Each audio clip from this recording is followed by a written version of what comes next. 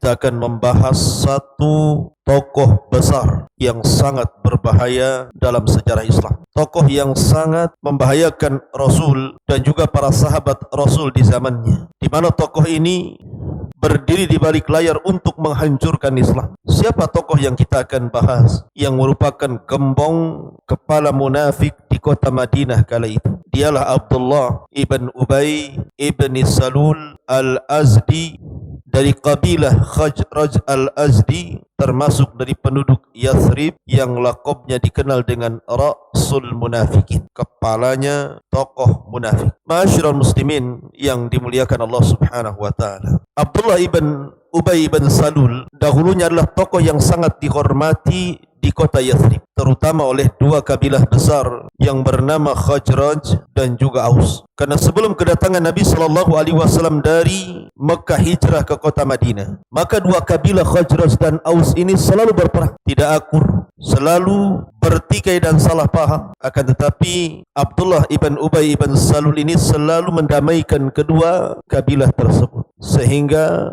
Abdullah ibn Ubay ibn Salul mendapatkan kedudukan dan hati di antara dua kabilah besar yang ada di Yathrib kala itu. Bahkan digadang-gadangkan untuk menjadi pemimpin bagi dua kabilah besar di kota Yathrib, Khazraj dan juga Aus. Akan tetapi ketika Nabi SAW hijrah dari kota Mekah menuju Madinah, dan Allah Subhanahu wa taala sudah izinkan Rasul untuk menjadikan kota Yathrib adalah kota tujuan akhir para sahabat yang hijrah. Yang sebelumnya para sahabat dua kali hijrah ke Ethiopia Habasyah, maka berangkatlah Nabi SAW dan minoritas para sahabat bersama Abu Bakar Siddiq radhiyallahu an hijrah yang merupakan akhtarul hijrah, sebahaya-bahaya hijrah yang pernah dilakukan para nabi dan rasul. Karena hijrah Nabi SAW jauh lebih berbahaya dibandingkan hijrahnya Ibrahim dari Irak ke Palestina, dibandingkan hijrahnya Lut dan begitu seterusnya. Tetapi Allah Subhanahu wa taala senantiasa melindungi nabinya sehingga Rasul dan Abu Bakar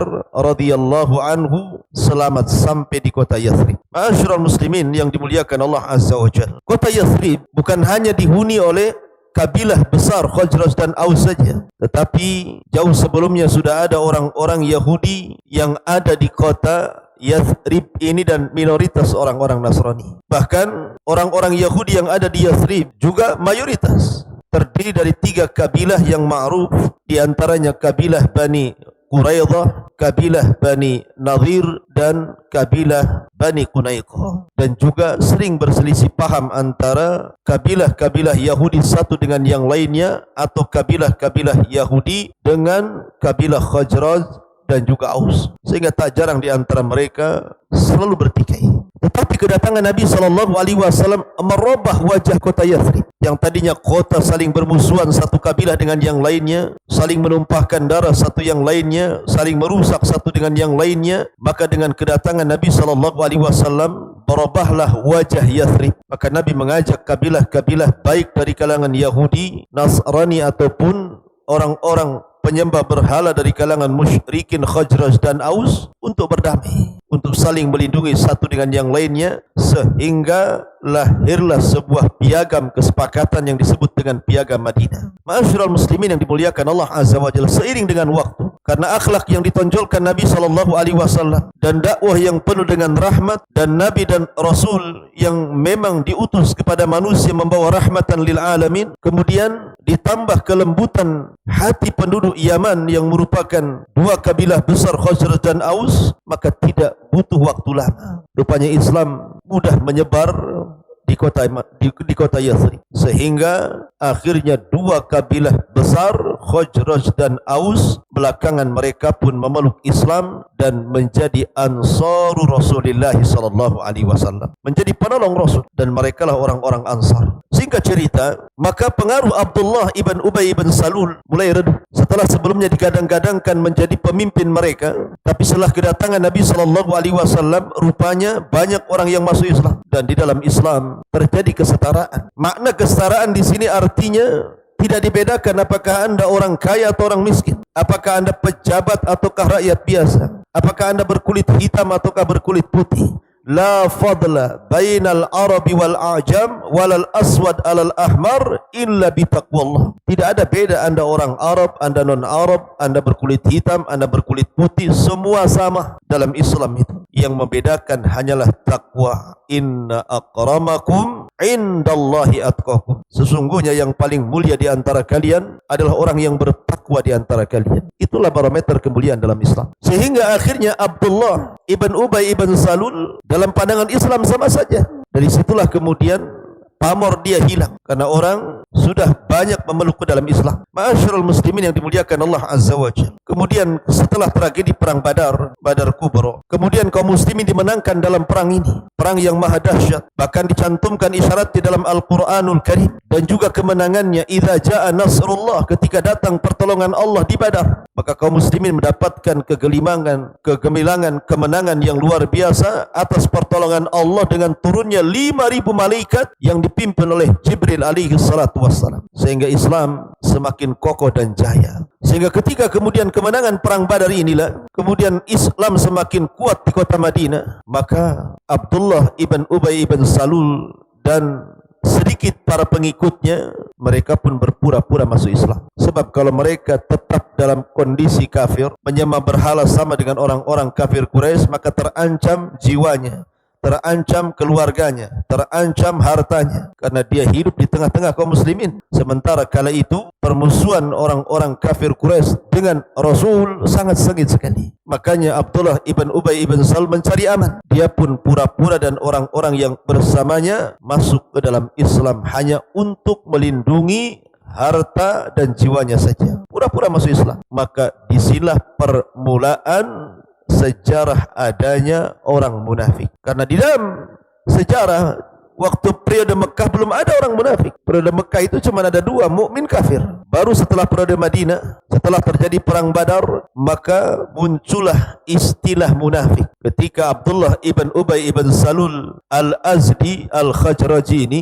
pura-pura masuk Islam dan sedikit pengikutnya hanya untuk mencari aman di tengah-tengah Rasul dan para sahabatnya. Ma'asyiral muslimin yang dimuliakan Allah Subhanahu wa taala. Maka mulailah Abdullah ibn Ubay bin Salul ini melancarkan serangan-serangannya kepada kaum muslimin dari dalam. Makanya kenapa munafik lebih bahaya dibandingkan orang kafir?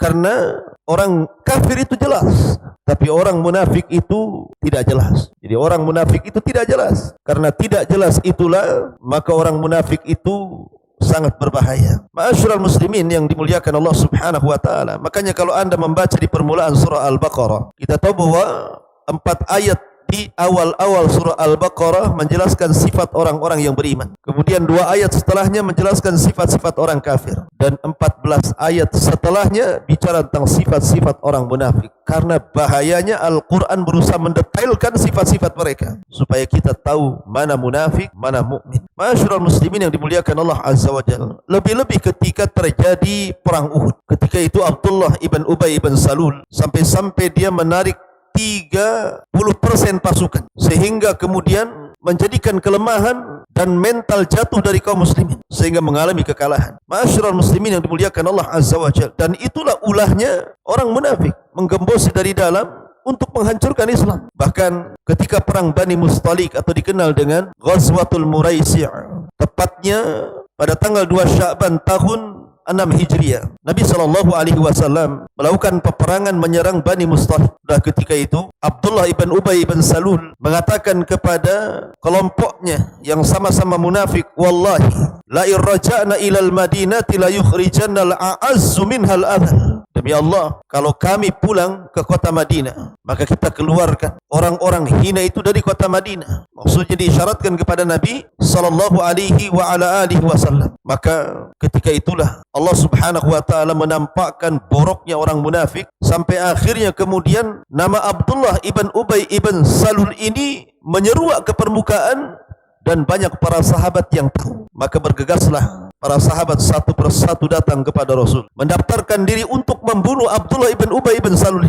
Termasuk Umar bin Khattab radhiyallahu anhu mengatakan, "Da'li adrib unuqa." Serahkan kepadaku wahai Rasul, kau penggal si kepala Abdullah ibn Ubay ibn Salul itu. Ketika mendengar bahwa banyak para sahabat Nabi sallallahu alaihi wasallam menawarkan diri untuk membunuh Abdullah ibn Ubay ibn Salul. Abdullah ibn Ubay ini punya anak dan anaknya orang baik, sangat berjasa dalam Islam. Namanya Abdullah juga, Abdullah ibn Abdullah ibn Ubay ibn Salul al-Azdi al-Khazraji. Ketika mendengar banyak para sahabat yang menawarkan diri untuk membunuh ayahnya, dia datang kepada Nabi sallallahu alaihi wasallam. Dia mengatakan, "Ya Rasulullah, qad alimta annahu la yujad ahadun abar min abihi minni." Rasul, kamu sudah tahu bahwa di kota Madinah ini tidak ada orang yang lebih berbuat baik kepada orang tuanya kecuali diriku berbuat baik kepada ayahku Abdullah ibn Ubay ibn Salul. Fa in turida qatlahu fa'murni ana fa inni la asbiru ala qatili abi. Kalau engkau mau, jangan perintahkan orang untuk membunuhnya, perintahkan aku saja untuk membunuhnya. Karena kalau seandainya kau perintahkan orang lain membunuhnya, aku tidak akan sabar kepada pembunuh bapakku. Sampai seperti itu sikap anaknya. Tapi Nabi SAW tidak memerintahkan siapapun untuk membunuh Abdullah ibn Ubay ibn Salul, termasuk juga putranya. Ketika para sahabat banyak yang mendesak, kenapa alasan Rasul tidak boleh membantai dan membunuh Abdullah ibn Ubay ini, maka Nabi SAW mengatakan, "Da'hu la yatahaddatsun nas anna Muhammadan yaqtulu ashaba." Biarkan dia, supaya jangan mengira dan manusia bicara bahwa Muhammad telah membunuh salah seorang sahabatnya. Artinya kalau Nabi SAW sampai memerintahkan untuk membunuh Abdullah ibn Ubay ibn Salul, apa pandangan manusia? Tentu mereka akan mengatakan, bagaimana si Muhammad itu? Kenapa dia bunuh sahabatnya? Apa salah dia? Sehingga orang akan takut masuk ke dalam Islam. Orang-orang yang tidak paham kondisi seperti ini. Karena ketika itu tidak bisa dibedakan mana munafik, mana sahabat Rasul sallallahu alaihi wasallam. Karena nifak itu ada dalam hati,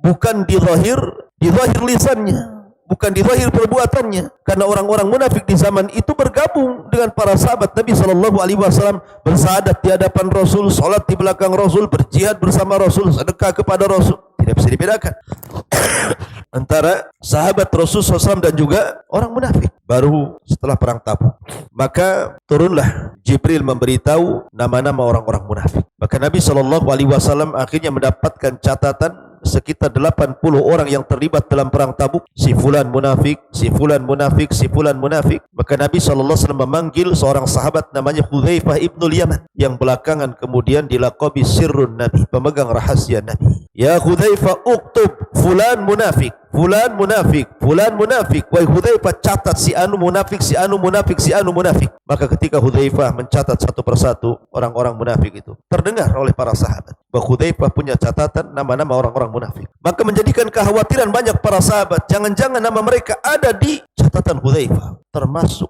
Umar bin Khattab datang kepada Hudzaifah dan mengatakan, "Ya Hudzaifah, asammani Nabi sallallahu alaihi wasallam ani munafik." Wahai Hudzaifah, apakah dalam catatanmu Nabi pernah menyebut-nyebut diriku bahwa aku adalah orang munafik? Hudzaifah tidak mau jawab. Tapi karena Umar mendesak, memaksa, maka Hudzaifah pun kemudian memberitahu dan mengatakan, "Kamu tidak termasuk dalam catatan dan aku tidak akan memberitahu kecuali dirimu." Karena orang munafik bahaya. Makanya Allah Subhanahu wa taala menggambarkan, humul ladzina yaquluna la tunfiqu ala man inda Rasulillah hatta yanfaddu walillahi khazainus samawati wal ard walakinnal munafiqina la yafqahun. Mereka orang-orang yang mengatakan kepada orang-orang Ansar, janganlah kamu memberikan perbelanjaan kepada orang-orang muhajirin yang ada di sisi Nabi SAW supaya mereka bubar meninggalkan Rasul. Padahal kepunyaan Allah lah pembendaharaan langit dan bumi, tetapi orang-orang munafik itu tidak paham. Sampai menggembosi seperti itu. Sampai orang-orang Ansar, Khazraj dan Aus dipengaruhi supaya tidak membantu lagi orang-orang muhajirin supaya satu persatu meninggalkan Nabi SAW. Itulah kelicikan Abdullah ibn Ubay ibn Salul, tokoh munafik. Ma'asyiral muslimin yang dimuliakan Allah Subhanahu wa taala. Yuriduna an yutfi'u nurallah. Mereka hendak memadamkan cahaya Allah. Wallahu mutimmu nurihi walau karihal kafirun.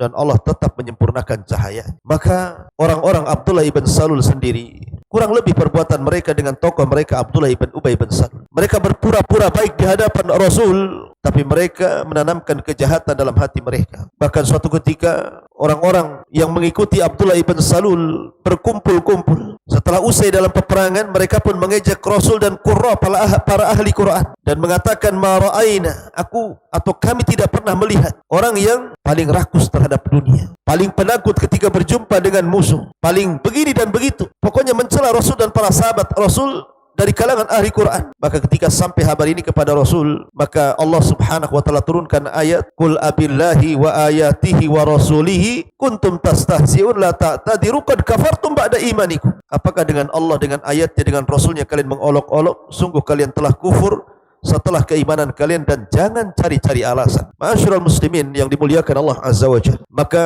Allah Subhanahu wa taala pun kemudian takdirkan Abdullah ibn Ubay ibn Salul meninggal dunia. Ketika Abdullah ibn Ubay ibn Salul meninggal dunia, maka anaknya Abdullah ibn Abdullah ibn Ubay ini datang kepada Nabi SAW. Kemudian meminta Rasul SAW untuk memberikan komisnya, bajunya, supaya dikafankan kepada ayahnya. Kemudian juga dia meminta kepada Rasul untuk menyolatkan ayahnya. Maka Rasul pun kemudian memberikan bajunya. Ada yang mengatakan sebenarnya baju ini adalah baju yang dulu dihadiahkan Abdullah ibn Ubay kepadanya. Rasul ingin kembalikan kembali dan dijadikan kafan. Dan ketika Nabi SAW hendak menyolatkan Abdullah ibn Ubay ibn Salul, tiba-tiba Umar ibn Khattab menarik baju Nabi SAW dan mengatakan, "Ya Rasulullah, qad nahaka rabbuk an tusalli alaihi." Rabbu melarang tidak boleh solat kepada orang munafik. Maka Rasul mengatakan, "Innama khayyaranillah." Sesungguhnya Allah memilih diriku apakah menyolatkan atau tidak, wahai Umar. Waqala, dia mengatakan, "Astaghfir lahum aw la tastaghfir lahum, in tastaghfir lahum 70 marratan falan yaghfirallahu lahum." Engkau mintakan ampun kepada mereka orang-orang munafik, atau tidak engkau mintakan ampun terhadap mereka orang-orang munafik. Jikapun kalian memintakan ampun kepada orang munafik 70 kali, tetap Allah tidak akan mengampuni mereka, dan saya akan tambah daripada 70 kali. Sesungguhnya dia munafik. Maka ketika Rasulullah SAW seperti itu, tiba-tiba Allah Subhanahu wa taala turunkan ayat, "La tusalli ala ahadim minhum mata abada wa la takum ala qabrihi innahum kafaru billahi wa rasulihi wa matu wa hum fasiqun." Janganlah engkau wahai Muhammad salat kepada satu pun di antara mereka selamanya, dan tidak boleh berdiri mendoakan di atas kuburnya, karena mereka telah kufur dengan Allah, dengan Rasulnya, dan mereka mati dalam kondisi fasik. Sejak itulah Rasul dilarang tidak boleh menyolatkan orang munafik. Tentu yang dimaksud munafik di sini tentu adalah munafik i'tiqadi, bukan munafik amali. Wallahu a'lam bishawab. Inilah kisah Abdullah ibn Ubay ibn Salul, tokoh munafik secara singkat. Mudah-mudahan ada manfaatnya. Subhanakallahumma bihamdika asyhadu an la ilaha illa anta astaghfiruka wa atubu ilaik. Allahu ta'ala. Assalamualaikum warahmatullahi wabarakatuh.